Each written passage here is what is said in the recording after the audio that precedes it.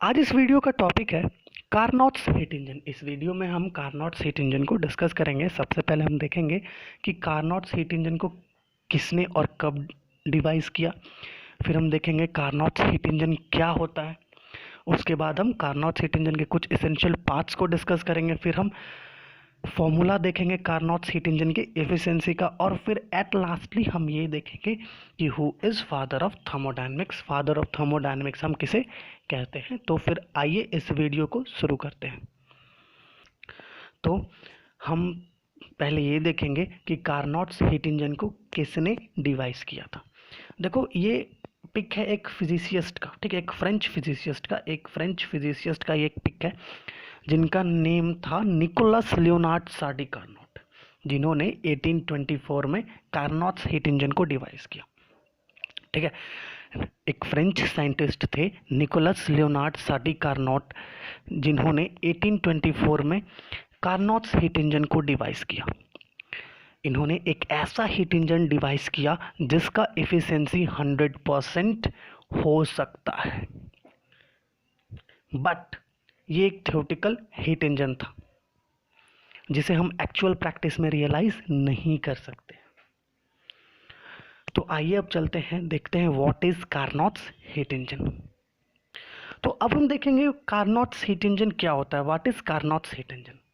देखो जैसा कि हमने देखा कि निकोलस लियोनार्ड साडी कार्नोट ने कार्नोट्स हीट इंजन को डिवाइस किया था 1824 में, ठीक है, जिसका एफिशिएंसी 100% हो सकता है।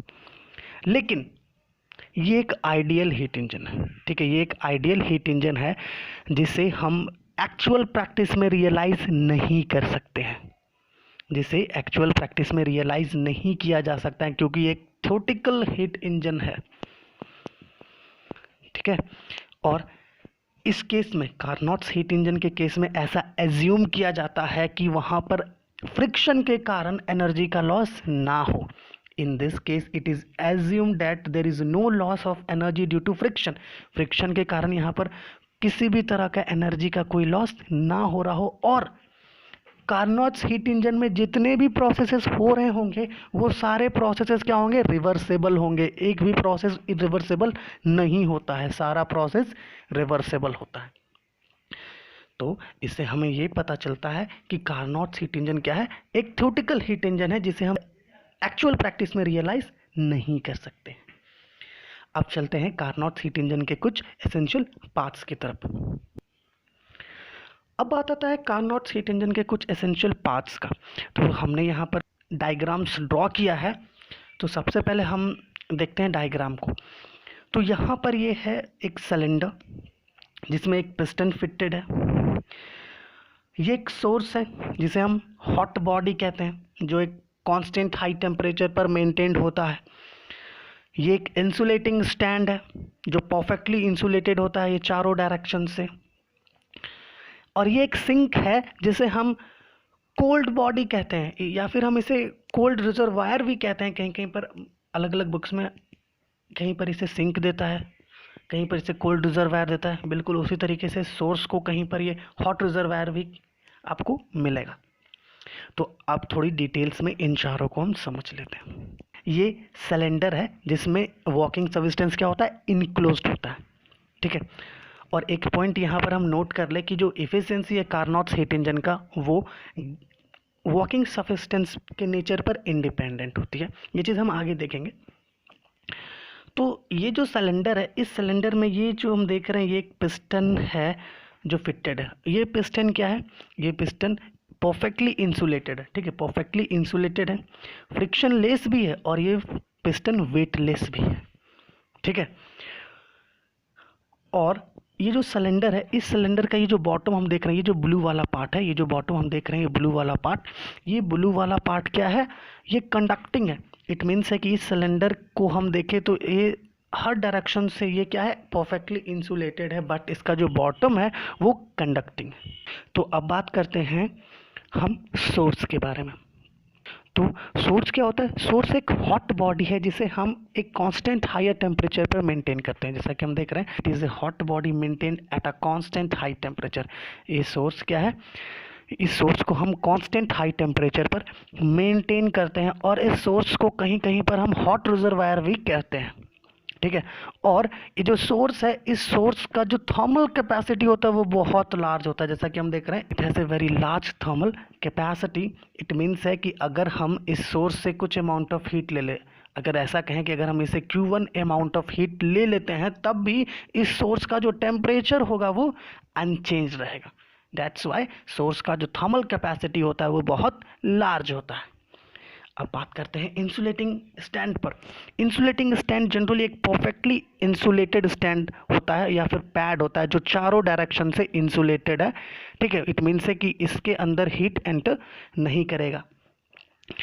अब बात करते हैं सिंक का, जिसे हम कोल्ड बॉडी कहते हैं या फिर हम इसे कोल्ड रिजर्वायर भी कहते हैं। इस सिंक को हम कांस्टेंट लोअर टेम्परेचर पर मेंटेन करते हैं, जैसा कि हम देख रहे हैं it is a cold body maintained at a constant lower temperature. इसे हम कांस्टेंट लोअर टेम्परेचर पर मेंटेन करते हैं और इस सिंक का भी जो थर्मल कैपेसिटी होता है वो बहुत लार्ज होता है। इट मीन्स है कि अगर हम इस सिंक को कुछ Q2 अमाउंट ऑफ हीट दे दें, तब भी इस सिंक का जो टेम्परेचर होगा वो चेंज नहीं करेगा, जैसा कि हम देख रहे हैं कि it has very large thermal capacity, ठीक है। अगर हम इसे कुछ अमाउंट ऑफ हीट दे दें तब भी इसका जो टेम्परेचर होगा वो अनचेंज रहता है।